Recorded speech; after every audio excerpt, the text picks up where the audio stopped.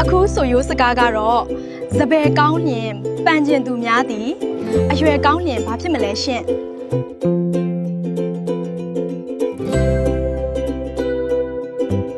အဖြေမှန်ကတော့စပယ်ကောင်းလျင်ပန်ကျင်သူများသည်အရွယ်ကောင်းလျင်ကြံကျင်သူများသည်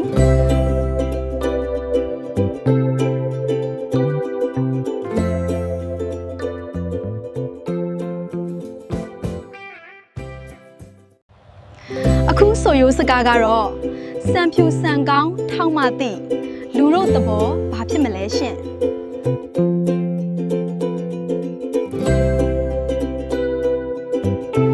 အဖြေမှန်ကတော့စံဖြူစံကောင်းထောက်မှသိလူတို့သဘောပေါင်းမှသိဖြစ်ပါရဲ့ရှင့်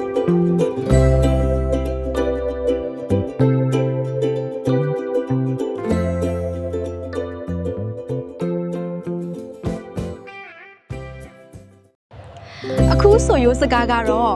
အစင်မတက်လျင်စမ်းရက်မလအငင်မတက်လျင်ဘာဖြစ်မလဲရှင့်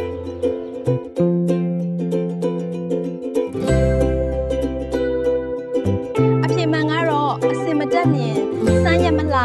အငင်မတက်လျင်ပန်းရက်မရဖြစ်ပါရဲ့ရှင့်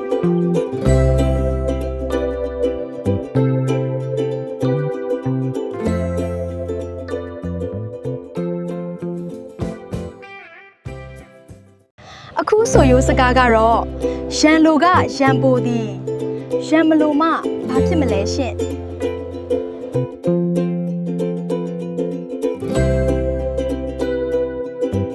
အဖြေမှန်ကတော့ရန်လိုကရန်ပိုသည်ရန်မလိုမှရန်ပြိုသည်ဖြစ်ပါရဲ့ရှင့်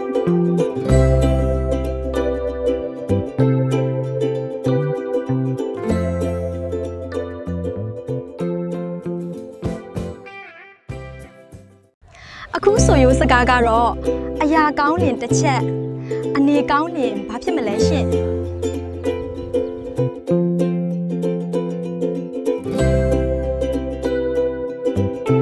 အဖြေမှန်ကတော့အရာကောင်းလင်တစ်ချက်အနေကောင်းလင်တစ်သက်ဖြစ်ပါတယ်ရှင့်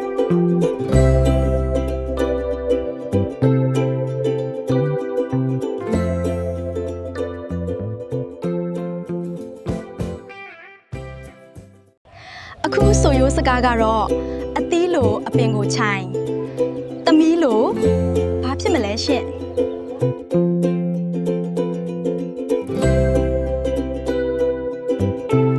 အဖြေမှန်ကတော့အသီးလိုအပင်ခြိုင်သမီးလိုအမေကိုယ်တိုင်ဖြစ်ပါရဲ့ရှင့်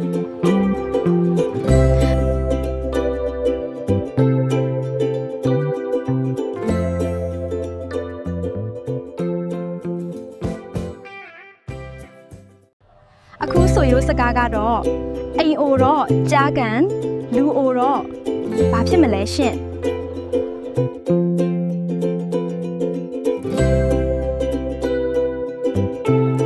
အဖြေမှန်ကတော့အိမ်အိုတော့ကြားကန်လူအိုတော့ပန်းပန်ဖြစ်ပါရဲ့ရှင့်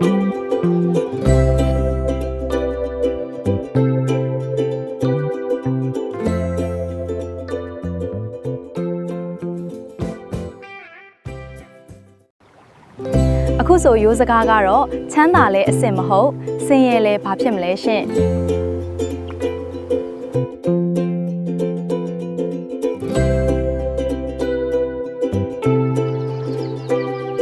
အဖြေမှန်ကတော့ချမ်းသာလဲအစင်မဟုတ်ဆင်းရဲလဲအပင်မဟုတ်ဖြစ်ပါတယ်ရှင့်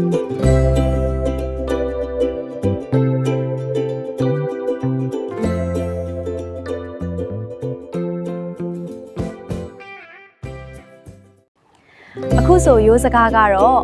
မိန်းမယောက်ျားမြင်ဖန်များတော့ဘာဖြစ်မလဲရှင့်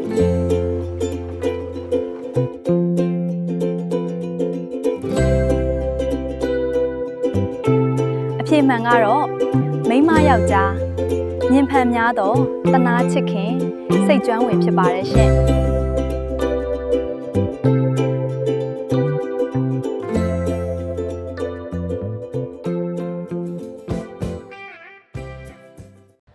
အခုဆိုရိုးစကားကတော့ဖြူရာတွင်ဖွက်လင်ဖွေးထူရာတွင်ဘာဖြစ်မလဲရှင့်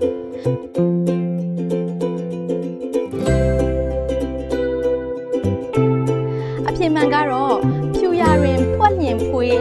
ထူရာတွင်ထက်လျင်လေးဖြစ်ပါတယ်ရှင်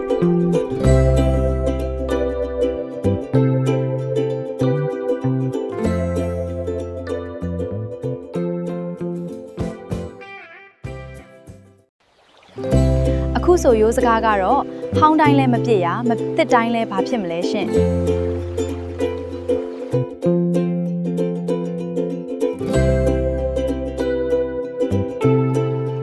အဖြေမှန်ကတော့ဟောင်းတိုင်းလည်းမပြည့်ရတစ်တိုင်းလည်းမချစ်ရဖြစ်ပါတယ်ရှင်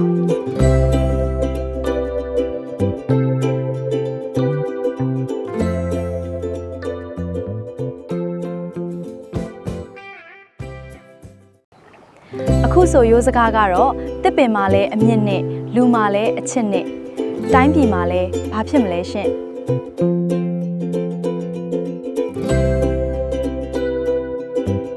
ဒီဆိုရိုးစကားရဲ့အဖြေမှန်ကိုတော့မှတ်ချက်မှာရေးပေးသွားစီလိုပါတယ်နောက်ဗီဒီယိုမှာပြန်ဆုံကြမယ်ရှင်